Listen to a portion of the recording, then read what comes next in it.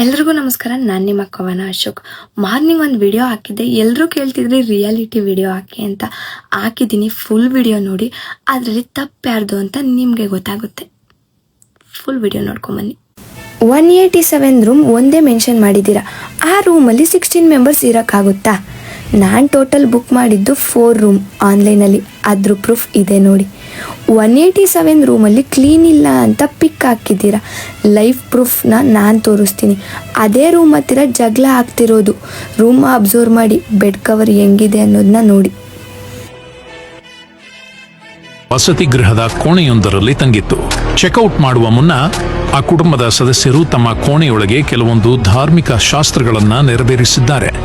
ಯಾವುದೇ ವಸತಿ ಗೃಹದಲ್ಲಿ ಕೋಣೆಯೊಳಗಡೆ ಧಾರ್ಮಿಕ ಶಾಸ್ತ್ರಗಳನ್ನು ಮಾಡಲು ಯಾವುದೇ ಅವಕಾಶವಿಲ್ಲ. ನೀವು ಸ್ಟೇಟ್ಮೆಂಟ್ ಕೊಟ್ಟಿರೋದು ಶಾಸ್ತ್ರ ಮಾಡ್ತಿದ್ದೀರಾ ಅಂತ. ಅದನ್ನು ನಾವು ಎಲ್ಲಿ ಮಾಡಿದ್ವಿ ಅನ್ನೋದನ್ನ ಈ ಕ್ಲಿಪ್ ನೋಡಿ.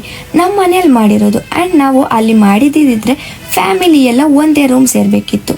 ಸೇರಿದಿದ್ರೆ CCTVಯಲ್ಲಿ ರೆಕಾರ್ಡ್ ಆಗಿರುತ್ತೆ. ಅದನ್ನು ಹಾಕಿ. 187 ರೂಮ್ ಬೆಡ್ ಮೇಲೆ ಇರೋ ಬ್ರೌನ್ ಕವರ್ನ ಅಬ್ಸರ್ವ್ ಮಾಡಿ. ಸಡನ್ಲಿ ಅದೇ ರೂಮಲ್ಲಿ ಬ್ಲೂ ಬೆಡ್ ಹೆಂಗಾಯಿತು ನೀವೇ ನೋಡಿ. ಆ್ಯಂಡ್ ಬೆಡ್ ಎಲ್ಲ ಕ್ರಾಸ್ ಆಗಿದೆ. 187ನಲ್ಲಿನೇ ಆಗಿರೋದು.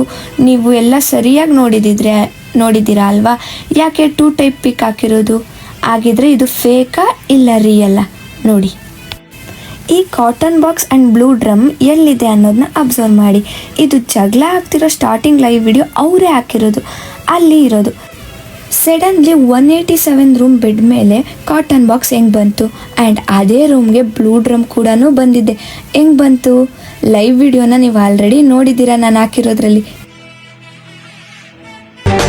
ಪಾರ್ಟಿ ಚೆಕ್ಔಟ್ ಮಾಡಲಿಕ್ಕೆ ಬಂದ್ವಿ. ಬರುವಾಗ ಓಪನ್ ಮಾಡಿ ಅಂತೇಳಿ ಓಪನ್ ಮಾಡಿದ್ವಿ. ಓಪನ್ ಮಾಡಿ ನೋಡುವಾಗ ತುಂಬ ಗಲೀಜಿತ್ತು. ಗಲೀಜಿರುವಾಗ ನಾನು ಹೇಳಿದೆ, ಎಂತ ಸರ್ ಇಷ್ಟು ಗಲೀಜುಂಟು?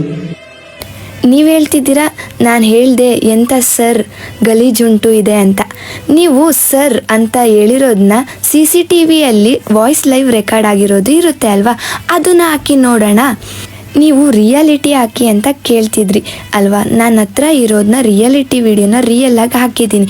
ಬಟ್ ಅವ್ರು ಹಾಕಿರೋ ವಿಡಿಯೋಲಿ ಎಷ್ಟು ಫೇಕ್ ನೀವೇ ನೋಡಿ. ಇದಕ್ಕೆ ಏನಂತೀರಾ? ತಪ್ಪು ಯಾರ್ದು ಅಂತ ಇವಾಗ ಹೇಳಿ. ನೋಡಿ, ನಮಸ್ತೆ. ಇವತ್ತು ಬಂದ್ಬಿಟ್ಟು 14ನೇ ತಾರೀಕು ಧರ್ಮಸ್ಥಳ ಕ್ಷೇತ್ರದಲ್ಲಿ ಹೆಣ್ಮಕ್ಳಿಗೆ ಮರ್ಯಾದೆನೂ ಇಲ್ಲ,